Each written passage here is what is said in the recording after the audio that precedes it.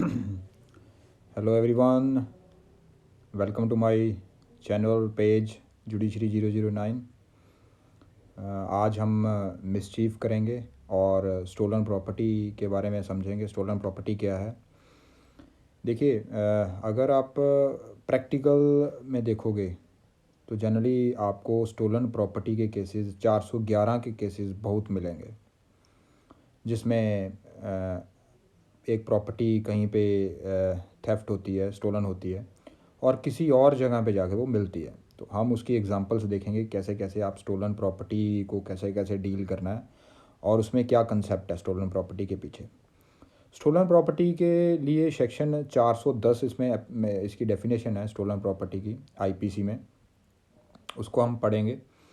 411 में उसकी सज़ा जो दी हुई है, 412 स्टोलन प्रॉपर्टी से डील करता है, 413, 414 तक स्टोलन प्रॉपर्टी की कंसेप्ट है। तो सबसे पहले हमें इसकी डेफिनेशन के बारे में देखना है, स्टोलन प्रॉपर्टी होती क्या है। स्टोलन प्रॉपर्टी अगर देखोगे तो कोई भी प्रॉपर्टी किसी भी तरह से ट्रांसफ़र होके आप तक पहुंचती है, चाहे वो थेफ्ट से है ही है, क्योंकि कई चीज़ें इसमें 410 में दी गई हैं कि अगर कोई प्रॉपर्टी थेफ्ट से आपके पास पहुंची है, एक्सटॉर्शन से आपके पास पहुंची है, रॉबरी होने के बाद आप तक पहुंची है, तो मिस एप्रोप्रिएशन होके आप तक पहुंची है, क्रिमिनल ब्रीच ऑफ ट्रस्ट से होके आप तक पहुंची है, तो वो सारी प्रॉपर्टी को स्टोलन प्रॉपर्टी कहा जाएगा। ये नहीं है कि अकेली थेफ्ट वाली प्रॉपर्टी को स्टोलन प्रॉपर्टी कहते हैं। तो ये थोड़ा सा ब्रॉड उसको डेफिनेशन को कर दिया है। 410 में स्टोलन प्रॉपर्टी की डेफिनेशन में काफ़ी ब्रॉड चीज़ें डाली गई हैं।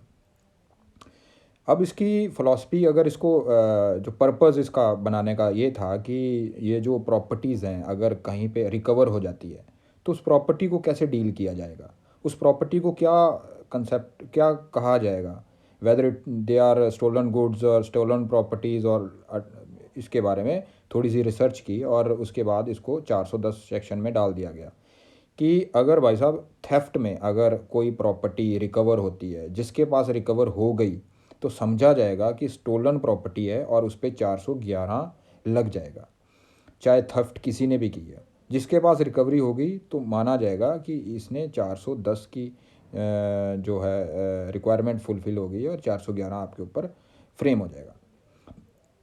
ऐसे ही किसी ने मिस एप्रोप्रिएट किया है, वो प्रॉपर्टी बाद में रिकवर हो गई है। ऐसे ही क्रिमिनल ब्रीच ऑफ ट्रस्ट किसी प्रॉपर्टी के साथ हुआ और बाद में वो रिकवर हो गई है। ऐसे ही एक्सटॉर्शन से, रॉबरी से सारी चीज़ें आ गई। तो इसमें डिक्योटी भी डिक्योटी भी इसमें शामिल है, क्योंकि रॉबरी अगर देखोगे तो थेफ्ट और एक्सटॉर्शन, आप एज सच कोई ऑफेंस अगर देखोगे तो थेफ्ट और एक्सटॉर्शन ऑफेंसेस हैं, रॉबरी को एज सच ऑफेंस नहीं है, लेकिन aggravated form of theft, aggravated form of extortion is robbery है। तो रॉबरी भी अगर देखा तो डिकॉटी क्या है, डिकॉटी अगर रॉबरी ही आदमी 5 बंदे या 5 से ज़्यादा करते हैं तो उसको डिकॉटी कहा जाता है।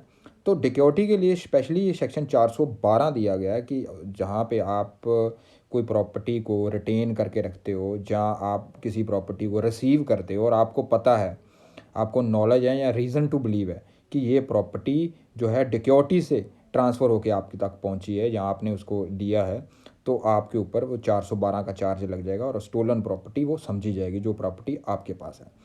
अब देखिए, नॉलेज और रीज़न टू बिलीव 2 वर्ड हैं इसमें 411 में। अगर देखोगे तो आपने प्रॉपर्टी को रिटेन कर लिया है, जहाँ प्रॉपर्टी को रिसीव कर लिया है, दोनों में कोई चीज़ हो गई है और वो आपके पास नॉलेज है या रीज़न टू बिलीव है कि ये प्रॉपर्टी स्टोलन है, तो आपके ऊपर 411 का चार्ज लग जाएगा। क्योंकि 410 की जो डेफिनेशन है स्टोलन प्रॉपर्टी की, उसमें ये दिया गया है। चाहे कोई प्रॉपर्टी, कोई ट्रांसफ़र जो criminal breach of trust, theft, robbery, extortion बाहर हुई है, उससे कोई लेना देना नहीं है। अगर वो प्रॉपर्टी ट्रांसफ़र बाहर हुई है या यहाँ हुई है, तो आपको सेक्शन 4 और सेक्शन 3 आईपीसी का वो देखना है कि उसमें कोई इंडियन सिटीज़न था जिसकी प्रॉपर्टी थी, बाहर है या नहीं था। जहाँ जिसने अपराध किया वो इंडियन सिटीज़न है, तो वो यहाँ पे उसकी एफआईआर अगर होगी, मान लीजिए मेरी प्रॉपर्टी है और मेरी प्रॉपर्टी मैं गया हूँ घूमने के लिए, कहीं पे ऑस्ट्रेलिया घूमने गया हूँ, तो वहाँ पे मेरी चोरी हो गई है। चोरी होने के बाद अब देखो दे तो मैं इंडियन सिटीज़न हूँ, लेकिन चोरी हुई है मेरी ऑस्ट्रेलिया में, तो कहाँ पे अपराध, मैंने कहाँ पे एफआईआर दर्ज करा सकता हूँ? मैंने एफआईआर इंडिया में दर्ज नहीं करा सकता हूँ, मैं अब ऑस्ट्रेलिया में ही दर्ज करानी पड़ेगी। लेकिन अब मैं एग्जांपल आपको और देता हूँ। कोई बंदा ऑस्ट्रेलिया का यहाँ पे आता है और इंडिया में, और यहाँ पे उसकी प्रॉपर्टी चोरी हो जाती है। चोरी कौन करता है? दूसरा ऑस्ट्रेलियन जो उसके साथ आया था। अब एफआईआर वो यहाँ पे कर सकते हैं, बाद में वो दोनों बाहर चले जाते हैं, बाहर जाके वो प्रॉपर्टी रिकवर हो जाती है। मान लो अगर उसकी एफआईआर यहाँ पे हो गई थी, तो वहाँ जो प्रॉपर्टी है वो स्टोलन प्रॉपर्टी इस एफआईआर की होगी जो उस बंदे ने यहाँ इंडिया में एफआईआर दर्ज कराई थी। अब वो प्रॉपर्टी अगर कहीं पे भी रिकवर हो जाती है तो उसको इंडिया पे लाया जा सकता है, वो सारा सिस्टम के साथ, क्योंकि सेक्शन 410 की रिक्वायरमेंट फुलफ़िल हो गई है। ये कहता है कि ट्रांसफ़र कहीं पे भी हुई हो, मान लो वो बंदा इंडिया में आया था और इंडिया में उसकी चोरी हो गई, और यहाँ पे जिस बंदे ने चोरी की है वो भी बाहर का है, वो न्यूजीलैंड का है। मान लो ऑस्ट्रेलिया का बंदा यहाँ आया, जिसने चोरी की है वो न्यूजीलैंड का है, लेकिन वो न्यूजीलैंड चला गया, वो ऑस्ट्रेलिया चला गया, अपने देश है। न्यूजीलैंड जाने के बाद उसने वो प्रॉपर्टी किसी और को दे दी, मान लो इंडियन को दे दी या किसी को भी दे दी न्यूजीलैंड में, और वो उससे प्रॉपर्टी रिकवर हो गई, क्योंकि ऑस्ट्रेलिया वाले बंदे ने इंडिया में एफआईआर दर्ज करा दी थी। कराने के बाद वो इन्वेस्टिगेशन जब चली तो पता चला, जब मान लो मोबाइल का पता चल गया, मोबाइल पाया गया न्यूजीलैंड में चलता वो, तो ये हमारी प्रॉपर्टी होगी, इस एफआईआर की प्रॉपर्टी होगी, और ये प्रॉपर्टी स्टोलन प्रॉपर्टी में आएगी, क्योंकि ये सेक्शन 410 की रिक्वायरमेंट फुलफ़िल कर रही है। और उस बंदे पे जिस पे भी रिकवर हो गई 411 सेक्शन लग सकता है, उसकी ट्रायल यहाँ हो सकती है। अब देखिए जनरली होता क्या है, मैं आपको एग्जांपल के साथ एक और बताता हूँ। मान लीजिए मेरी चोरी हुई दिल्ली में, मेरी गाड़ी की चोरी हुई, और उसके बाद उसको जो गैंग लेके गया वो पहले हरियाणा में लेके गया। हरियाणा में उन्होंने एक जाली वो आरसी बनाई उसकी, और प्रॉपर्टी आगे बेच दी किसी को, प्रॉपर्टी बेच दी कश्मीर में। वो प्रॉपर्टी कश्मीर में चली गई, कश्मीर में वो बंदा को उसको चला रहा है। मेरी प्रॉपर्टी दिल्ली में चोरी हुई थी, बाद में वो हरियाणा में गई, और बाद में वो कश्मीर में चली गई। मैंने एफआईआर यहाँ दिल्ली में कराई है, अब उसकी इन्वेस्टिगेशन चलती रही। अब मान लो, क्योंकि अब ये हो गया है एनसीआरबी एक पोर्टल बना हुआ है इंडियन गवर्नमेंट का, जहाँ पे कोई भी प्रॉपर्टी चोरी हो जाती है तो उस पोर्टल में डाल दी जाती है, और जहाँ पे भी वो रिकवरी होती है तो वो पोर्टल में उसकी चैसी नंबर और इंजन नंबर डाल के पता लगा लेते हैं कि ये प्रॉपर्टी कहाँ की चोरी है। अगर उसमें बोल जाती है कि इसकी ये प्रॉपर्टी वहाँ पे ये चोरी हुई थी, ये एफआईआर इस पे चल रही है, तो जहाँ पे ये रिकवर होगी तो वहाँ पे उस बंदे के ऊपर वहाँ पे 411 लग जाएगा, और यहाँ पे जहाँ से चोरी हुई है यहाँ पे उस बंदे की ट्रायल होगी। अगर तो चोरी के रिगार्डिंग कोई सीसीटीवी फुटेज में आ गया वो, यहाँ अगर अगर तो सीसीटीवी फुटेज में आ गया तो चोरी की ट्रायल यहाँ पे होगी। अगर वो सीसीटीवी फुटेज में कहीं पे नहीं आया, हमारे पास कोई भी एविडेंस नहीं है किसने चुराई है, तो उसकी यहाँ पे उसकी कैंसलेशन या उसकी हो जाएगी, अनट्रेस फाइल हो जाएगी। लेकिन वहाँ पे 411 उसकी ट्रायल चलेगी जहाँ पे वो रिकवरी हुई है। तो इसको आप इस तरह से देख सकते हो। अब मान लो ये वाली एग्जांपल में मैंने आपको बताया जिसमें कि यहाँ पे चोरी हुई है और हरियाणा में वो प्रॉपर्टी किसी ने बेची है, तो 420 वहाँ पे लग सकती है उस हरियाणा वाले बंदों ने जिन्होंने आगे कश्मीर वाले बंदों को प्रॉपर्टी बेची है। अब मान लो हरियाणा वाले बंदों ने पे ऊपर 420 लगी है, और कश्मीर वालों के ऊपर भी 420 लगी है। क्यों? क्योंकि उन्होंने रल मिल के प्रॉपर्टी को बेचा बचाई का काम किया है, और 468 और जो भी उनके ऊपर सेक्शन लगते हैं वो 120 बी के साथ की कॉन्स्पिरेसी के साथ ये चीज़ें चलती आ रही हैं। अगर मान लो कश्मीर में वो प्रॉपर्टी पकड़ी गई तो उस वहाँ पे उन्होंने 420 लगाया कि हाँ उनका एक गैंग काम कर रहा है जो चीटिंग के साथ इधर उधर प्रॉपर्टी बेचते हैं, और मान लो इधर उधर प्रॉपर्टी करते हैं। 420 के साथ 120 भी वहाँ पे लगा दिया, और साथ में एक स्टोलन प्रॉपर्टी का चार्ज लगा दिया 411, और साथ में मान लो 379 भी वहाँ पे लगा दिया। मान लो आउटराइटली लगा दिया कि हाँ कहीं पे तो ये चोरी की है, पता नहीं लग रहा है कहाँ की चोरी की है, और बाद में उनको पता चलता है कि ये चोरी की है प्रॉपर्टी। अब वहाँ पे मान लो चीटिंग वहाँ पे चार्ज लगा हुआ है, वहाँ पे 379 नहीं चल सकता, क्योंकि 379 का अगर चार्ज बनाना है तो वो दिल्ली में ही लगेगा। फिर भी वहाँ पे 379 उन्होंने लगा रखा है, तो वहाँ पे ड्रॉप हो जाएगा। और वहाँ पे अब वो प्रॉपर्टी अगर 410 की स्टोलन प्रॉपर्टी की डेफिनेशन में देखोगे तो चीटिंग वाली प्रॉपर्टी जो होती है वो कभी भी स्टोलन प्रॉपर्टी नहीं होती है। तो इसीलिए वहाँ की ये प्रॉपर्टी नहीं मानी जाएगी। उस प्रॉपर्टी को 411 पर्पज़ के लिए वहाँ रखा जा सकता है, लेकिन क्योंकि वहाँ पे रिकवर हुई है, लेकिन चीटिंग पर्पज़ के लिए उस प्रॉपर्टी को वहाँ पे नहीं रख सकते। तो आपको इस तरह से इस चीज़ों को देखना है। और वो केस प्रॉपर्टी 411 की रहेगी, 420 के लिए वो केस प्रॉपर्टी नहीं है, क्योंकि चीटिंग वाली प्रॉपर्टी अगर कहीं पे रिकवर हो जाती है तो वो स्टोलन प्रॉपर्टी नहीं मानी जाती, क्योंकि 410 की डेफिनेशन में वो प्रॉपर्टी नहीं मानी जाती स्टोलन प्रॉपर्टी। अब मैं आपको बताता हूँ कि नॉलेज और रीज़न टू बिलीव क्या चीज़ें होती हैं और इसमें डिफरेंस कैसे क्या होता है। अगर आप सेक्शन 39 आईपीसी का देखोगे तो वहाँ पे वर्ड वॉलंटरली डिफाइन है। वॉलंटरली में आप दो चीज़ों के बारे में देखोगे, इंटेंशन और नॉलेज। इंटेंशन किसे कहते हैं और नॉलेज किसे कहते हैं। अगर 26 आईपीसी सेक्शन देखोगे तो वहाँ पे आपको रीज़न टू बिलीव की डेफिनेशन दी गई है। देखिए, इंटेंशन में दो चीज़ें होती हैं। आपका जो सब्जेक्ट मैटर होता है वो भी सर्टन होता है और अफेंस वो भी सर्टन होता है। लेकिन नॉलेज में जो ऑफेंस होता है वो अनसर्टन रहता है, लेकिन सब्जेक्ट मैटर सर्टन रहता है। और रीज़न टू बिलीव में सब्जेक्ट मैटर भी अनसर्टन होता है और ऑफेंस भी अनसर्टन होता है। जैसे एक बंदे ने चोरी की, कोई कार चोरी की किसी की, तो वो सीसीटीवी फुटेज में आ गया। अब देखिए, यहाँ पे सब्जेक्ट मैटर था कार और ऑफेंस क्या हुआ, थेफ्ट। वो बंदा भी सीसीटीवी फुटेज में आ गया। तो इससे मान लो वो इंटेंशन है जो 378 थेफ्ट की डेफिनेशन में होती है वो सिद्ध हो गई। वहाँ पे क्या है, intended to take dishonestly any movable property without the person's consent and move that property in order to taking such property. अब देखिए, अब यहाँ पे वो सारे इंग्रेडिएंट फुलफ़िल हो रहे हैं। सीसीटीवी फुटेज में वो सारी चीज़ें आ रही हैं कि वो बंदा मूव कर रहा है प्रॉपर्टी किसी की पोजीशन, किसी की परमिशन के विदाउट कंसेंट, और वो उसको मूव कर रहा है। और डिसऑनेस्ट इंटेंशन है कि रॉन्गफुल गेन उसको होगा या रॉन्गफुल लॉस अगले बंदे को हो सकता है। तो ये सारी चीज़ें आ गई हैं।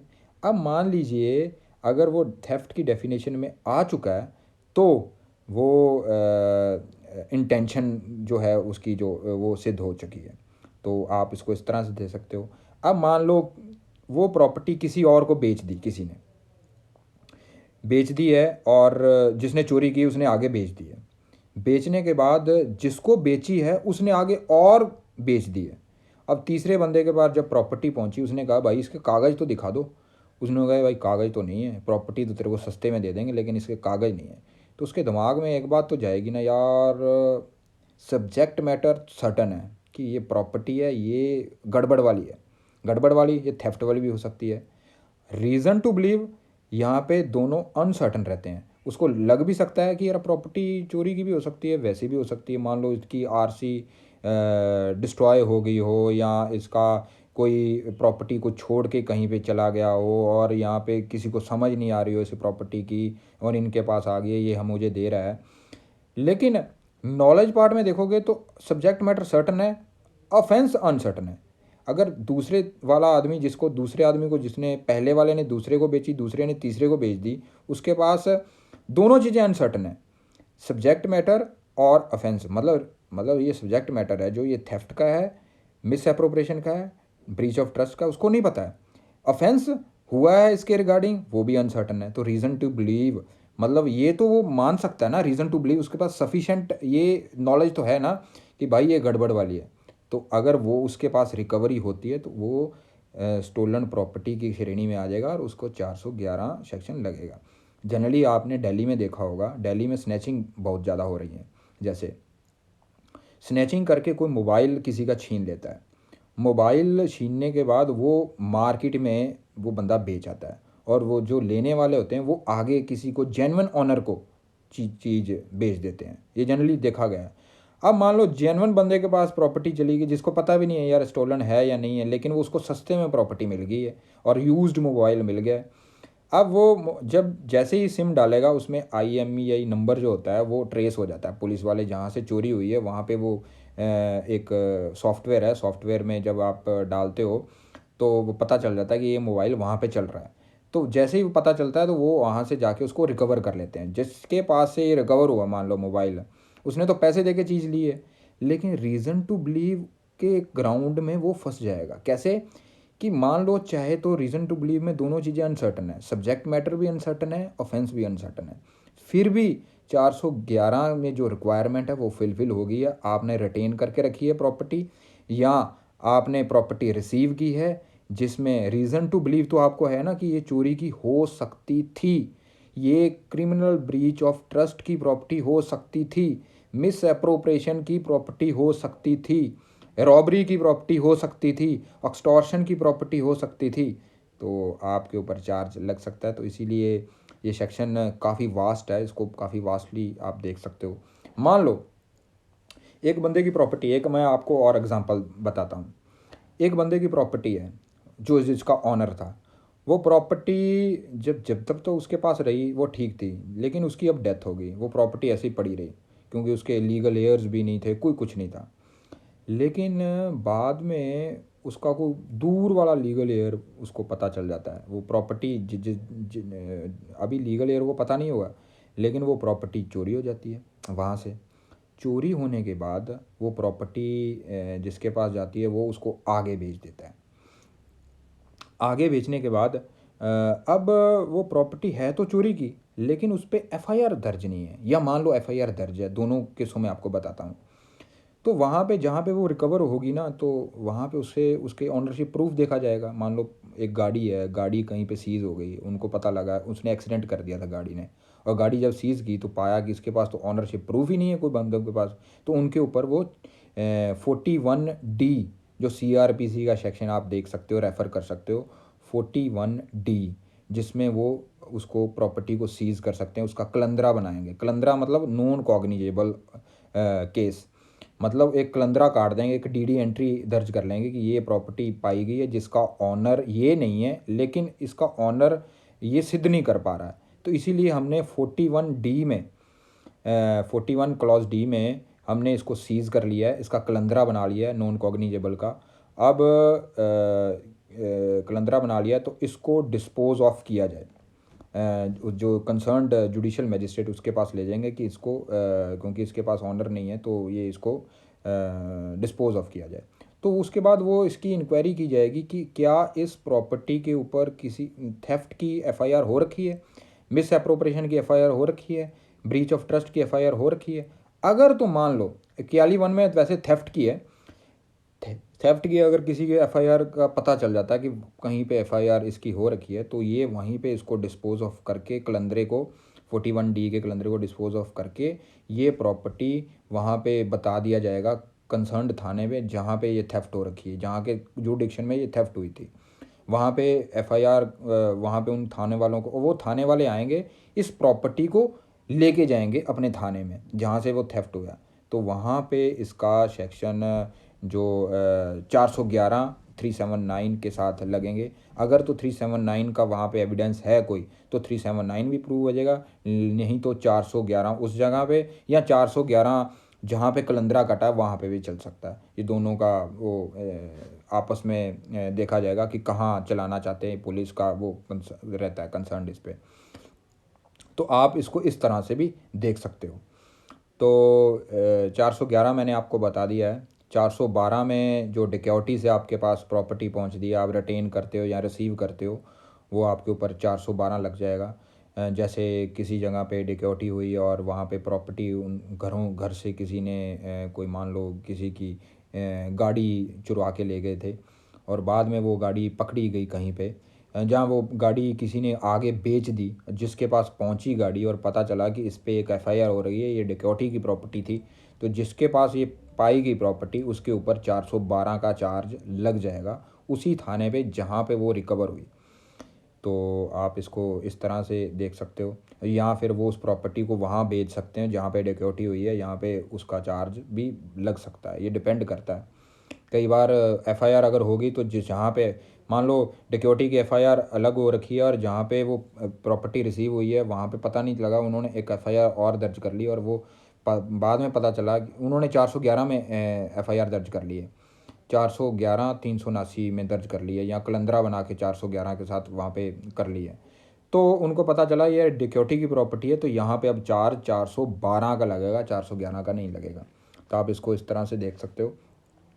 उसके बाद 413 का आता है, जैसे 413 एक बंदे के ऊपर पहले 411 लग चुकी थी, बाद में अब दूसरी बार उसके ऊपर फिर स्टोलन प्रॉपर्टी एक रिसीव पाई गई है, तो अब उसके बाद 411 के साथ 413 लगेगा। तो अल्टरनेटिव में अब 413 प्रूव करने के लिए आपको उसका प्रीवियस रिकॉर्ड देखना पड़ेगा। प्रीवियस रिकॉर्ड मतलब ये हैप्चुअली डीलिंग कर रहा है प्रॉपर्टी रिसीविंग के साथ, स्टोलन प्रॉपर्टी के साथ। तो अगर ये ऐसा सिद्ध होता है तो 413 का चार्ज उस पर लग सकता है। और 414 का चार्ज तब लगता है जब आप दूसरा बंदा आपको असिस्ट कर रहा है स्टोलन प्रॉपर्टी को छुपाने के लिए, तो उस पर ऊपर लग सकता है। जैसे मान लीजिए एक थेफ्ट हुई है किसी जगह पे मोटरसाइकिल के, और वो प्रॉपर्टी रिकवर हुई है एक दूसरे बंदे से कहीं और से, जिससे रिकवर हुई है वहाँ पे एक गोडाउन था और वो गोडाउन का ऑनर कोई और था। तो वो गोडाउन जब छाना गया तो वहाँ पे बहुत सी प्रॉपर्टी रिकवर्ड हुई है।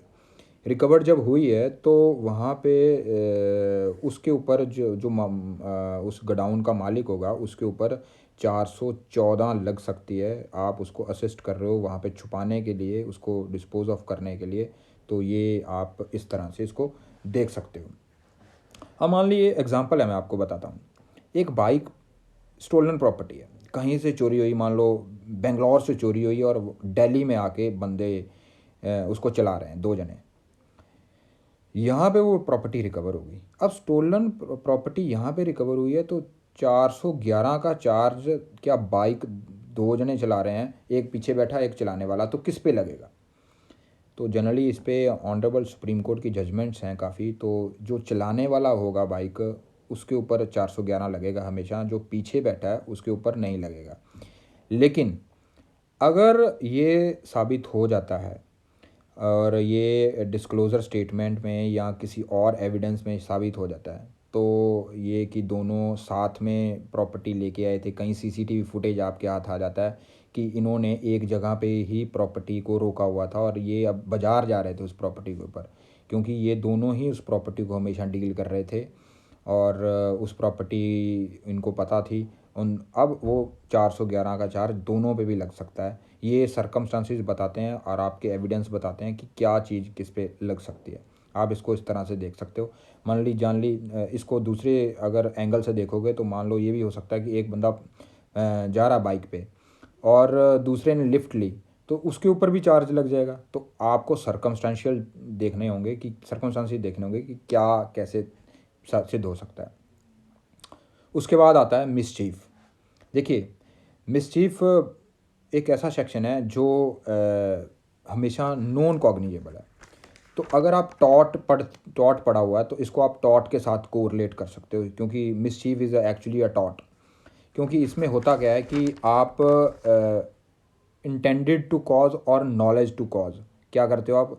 एक प्रॉपर्टी है जिसको आप रॉन्गफुल लॉस करते हो किसी का, या उस प्रॉपर्टी को डैमेज करते हो, और वो प्रॉपर्टी पब्लिक की हो सकती है या प्राइवेट हो सकती है, प्राइवेट की हो सकती है। जहाँ उसको डिस्ट्रॉय करते हो प्रॉपर्टी को, और जहाँ उस प्रॉपर्टी को चेंज करते हो, या उसकी यूटिलिटी या उसके यूज़ को आप डिमिनिश करते हो, उसका कम कर देते हो यूज़, या उसका डिस्ट्रॉय कर देते हो, डिमिनिश कर देते हो उसकी वैल्यू को या उसकी यूटिलिटी को, या इंजरियसली अफेक्ट करते हो उस प्रॉपर्टी को, तो उस मिसचीफ आपके ऊपर 425 लग जाएगा।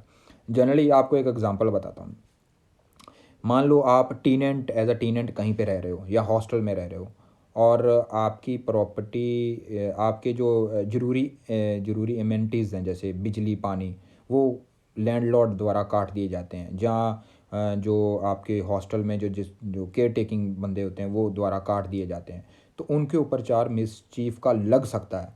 आप कोर्ट में कंप्लेंट दे सकते हो क्यों? क्योंकि ये अगर आपने किसी की प्रॉपर्टी ये काटना है तो बाय प्रोसेस से काटना होगा। प्रोसेस क्या है? आपको नोटिस देना होगा, 100 चीज़ें उसमें करनी होंगी। वो रेंट कंट्रोल एक्ट में जो चीज़ें हैं, वो सारे प्रोसीजर आपको फ़ॉलो करना पड़ेगा। जो हॉस्टल में बच्चे रह रहे हैं, उसका वो प्रोसेस आपको फ़ॉलो करना पड़ेगा। किसी को निकालने का, नोटिस देना, उसको टाइम देना, वो सारी चीज़ें। अगर आउटराइटली कोई बंदा ऐसा करता है तो उसके ऊपर मिसचीफ का चार्ज लग सकता है। जैसे आप क्या कर रहे हो? आप रॉन्गफुल लॉस कर रहे हो। रॉन्गफुल लॉस बंदे का कर रहे हो, या उसकी डिस्ट्रॉय कर रहे हो, या डिमिनिश कर रहे हो उसकी, या आप इंजर अफेक्ट इंजरियसली, मतलब आप उसको अफेक्टिवली उसको इंजरी दे रहे हो ये करने से। तो आप इसको इस तरह से देख सकते हो।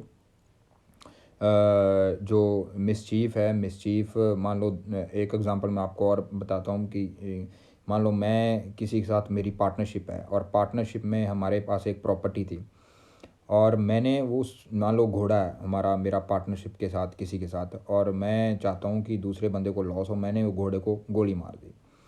अब गोली मारने से वो प्रॉपर्टी डिस्ट्रॉय होगी, क्योंकि वो मूवेबल प्रॉपर्टी है घोड़ा। अब मान लो घोड़े को मैंने गोली मार दी, तो ये मिसचीफ हो गया। तो मिसचीफ का चार्ज वो बंदा आपके ऊपर लगा सकता है, मेरे ऊपर लगा सकता है। तो इसको आप इस तरह से देख सकते हो। जैसे किसी की फसल को आग लगा देनी, किसी के घर को आग लगा देनी, या किसी की आप मान लो ऐसा कुछ करते हो, तो उसके ऊपर भी ये चार्ज डिफरेंट डिफरेंट सेक्शन पे लग सकते हैं। वो आपको एक्सप्लोर कर सकते हो। 440 तक मिसचीफ है। वो अलग अलग सिचुएशन के ऊपर कौन कौन सा सेक्शन लगता है वो आप देख सकते हो, जिसमें ये सारे ऑफेंस है जो आल ऑफेंस जो इसमें है वो कॉग्निजेबल है। लेकिन 3 ऑफेंस ऐसे हैं जो नॉन कॉग्निजेबल हैं: 426, 427 और 434। मान लो एक आप सड़क पे कुछ बोर्ड लगे हुए हैं, वो दिखाते हैं कि इस साइड को ये गांव जाता है, इस साइड को ये गांव जाता है, इस गांव का ये नाम है। अगर वो आप जो मार्क्स हैं, वो बोर्ड लगे हुए हैं, उनको आप डिस्ट्रॉय करते हो, तो आपके ऊपर मिसचीफ का चार्ज 434 सेक्शन आपके ऊपर लग सकता है। कंप्लेंट उसकी हो सकती है। तो 434 सेक्शन आपके ऊपर लग सकता है। तो आप उसको इस तरह से देख सकते हो। कोई पानी किसी आप जा रहा है कहीं पे, तो आप पानी को इलीगली आप उसको उसका रास्ता चेंज कर देते हो। मतलब उस अगले बंदे को पैडी का सीज़न है, पैडी में पानी चाहिए होता है, तो वहाँ पे आप पानी किसी का रोक देते हो, या पानी ज़्यादा छोड़ देते हो। तो ये भी सारे मिसचीफ आपके ऊपर लग सकते हैं। आपको इस तरह से देखना है इसमें। और चलो मैं आपको एक एग्ज़ाम्पल बताता हूँ, बड़ी बढ़िया एग्ज़ाम्पल है। मान लो 2 बंदे गाड़ी में जा रहे हैं, और दोनों में आपस में कुछ कहासुनी हो गई। तो एक बंदा जो ड्राइवर सीट पे बैठा हुआ था, उसने जो मोबाइल पड़ा हुआ था दूसरे बंदे का, वो उठाया और बाहर फेंक दिया। तो क्या क्या ऑफेंस किया? देखिए, यहाँ पे सारे इंग्रेडिएंट आपको देखने होंगे। पहला, थेफ्ट का इंग्रेडिएंट क्या है? Intended to take such intended to take dishonestly any movable property without the consent of the person without the consent of the that person move in order to take such property. तो आपके ऊपर theft का charge भी लग सकता है, पहला। दूसरा, मिस एप्रोप्रिएशन का चार्ज भी मान लो आपके ऊपर लग सकता है। आपने वो प्रॉपर्टी वहाँ पे पड़ी हुई है और आपने उसको फेंक दिया, उसको सॉरी, मिस एप्रोप्रिएशन का चार्ज नहीं, आपके ऊपर ये उसको आपने बाहर फेंक दिया, तो थेफ्ट का अगर मान लो लगता है। और जिसके पास वो प्रॉपर्टी पहुंची, मान लो नीचे गिरी, और वहाँ उस मोबाइल के ऊपर आपका नाम, नंबर, सब कुछ लिखा हुआ, तो उसने देखा कि ये प्रॉप भाई उसकी है, लेकिन उसने क्या किया? आगे बेच दी। अब जिसने आगे बेची है उसके ऊपर मिस एप्रोप्रिएशन का चार्ज लग सकता है, क्योंकि उसको पता है ये प्रॉपर्टी किसी की है, फिर भी उसने कन्वर्ट कर दी, किसी मिस एप्रोप्रिएट कर दी किसी और के ऊपर। अब जिसके पास प्रॉपर्टी वो पहुंची, उसको पता चला कि ये प्रॉपर्टी भाई तो उसने मिस अप्रोप्रिएट की है, और उससे प्रॉपर्टी वो रिकवर हो जाती है। रिकवर होने से वो उसके ऊपर आप 411 लगा सकते हो, जिसके पास अंतिम में वो प्रॉपर्टी पाई जाती है। लेकिन यहाँ पे अगर थेफ्ट के साथ अगर मिसचीफ लगाना चाहो, तो आप मिसचीफ भी लगा सकते हो, क्योंकि बंदे ने बाहर फेंकी है, तो बाहर में आप रॉन्गफुल लॉस उसको दिया है, और आपका एक्ट ऐसा है कि उसकी प्रॉपर्टी को आपने डिस्ट्रॉय किया है, बाहर फेंक दिया, बाहर वो टूट भी सकती थी, तो आपको सरकमस्टांसिस से देखना होगा कि थेफ्ट के साथ मिसचिफ लगती है कि नहीं लगती है। तो लेकिन दोनों सेक्शन अगर देखोगे तो साथ साथ नहीं लग सकते हैं, ये ऑल्टरनेटिव में हमेशा लगेंगे, क्योंकि या तो आप प्रॉपर्टी को डिस्ट्रॉय कर रहे हो या प्रॉपर्टी चुरा रहे हो। लेकिन अगर सिचुएशन देखोगे और अगर इंग्रेडिएंट दोनों सेक्शनों पे लगते हैं देखोगे तो दोनों सेक्शन भी लग सकते हो, क्योंकि जैसे ही आपने मूव किया तो थेफ्ट कंप्लीट हो गया, जैसे ही आपने बाहर फेंका तो ये नया ऑफेंस मिसचीफ हो गया, तो दोनों भी लग सकते हैं। तो आप इसको इस तरह से देख सकते हो। तो जनरली मिसचीफ में उसके बाद 428 429 सेक्शन है जो ये जानवरों वाले चीज़ों पे लगते हैं। मान लो आप किसी के जानवर को आप पॉइज़न देते हो, या उसका कोई पार्ट, मैमिंग का मतलब होता है कि उसका पार्ट अलग कर देते हो, उसकी टांग तोड़ देते हो, टांग अलग कर देते हो, कान अलग कर देते हो, या कुछ भी उसका पार्ट आप अलग कर सकते हो, तो आपके ऊपर मिसचीफ का वो सेक्शन 428 या 29 लग सकता है। 429 सेक्शन है वो आप हिमाचल जुडिशरी के लिए बहुत इंपॉर्टेंट है। वहाँ पे पीटी में कई बार ये क्वेश्चन पूछ लेते हैं कि कौन कौन से नाम वहाँ पे उस सेक्शन में दिए गए हैं। जैसे वहाँ पे एलिफेंट, कैमल, हॉर्स, मूल, बफेलो, बुल, काओ और ऑक्स जैसे वर्ड दिए गए हैं, तो आपको ऊपर ऑप्शन आ जाएगी और आपको वो ये बताना होगा। हिमाचल जुडिशरी के लिए ये इंपॉर्टेंट है, आपको वर्ड याद करने हैं कि 429 में कौन कौन से वर्ड दिए गए हैं। आप इसको इस तरह से देख सकते हो। और अब देखिए, एक मद्रास हाई कोर्ट ने एक PIL लगी थी, पब्लिक इंटरेस्ट लिटिगेशन, जिसमें ये कहा गया था कि 436 में स्टेट जो पे कंपनसेशन करेगी, जो मान लीजिए कहीं पे रॉयट्स होते हैं, रॉयट्स होने से किसी की फसल तबाह कर दी जाती है। जैसे हरियाणा में हुए थे जाट आंदोलन के टाइम को, काफ़ी प्रॉपर्टी डिस्ट्रॉय हो गई थी, जिसके कारण कंपनसेशन स्टेट गवर्नमेंट ने दिया था जहाँ जिनकी प्रॉपर्टी हो गई थी, ख़राब हुई थी, क्योंकि उन्होंने मिसचीफ का चार्ज वहाँ पे रॉयटर्स के ऊपर लगा था, क्योंकि उन्होंने प्रॉपर्टी जो डिस्ट्रॉय की थी। तो आप इसको इस तरह से भी देख सकते हो। वो केस का नाम था R Gandhi versus union of India, 1989 में आया था, मद्रास हाई कोर्ट ने वो जजमेंट दी थी, आप उसको भी देख सकते हो। तो मिसचीफ और स्टोलन प्रॉपर्टी में यही कंसेप्ट है, आप इसको अच्छे से पढ़ो। And all the best, God bless you.